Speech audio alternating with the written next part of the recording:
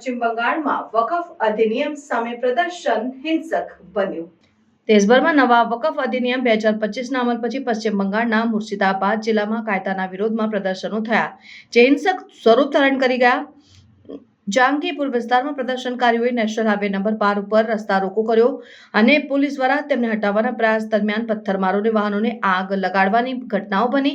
આ હિંસક પ્રદર્શનને નિયંત્રણમાં લેવા માટે મુર્શિદાબાદ જિલ્લાના રઘુનાથગંજ અને સુધી પોલીસ સ્ટેશન વિસ્તારોમાં કલમ 163 લાગુ કરવામાં આવ્યો છે અને 11 એપ્રિલ સાંજે 6 વાગ્યા સુધી ઇન્ટરનેટ સેવાઓ બંધ રાખવામાં આવી છે।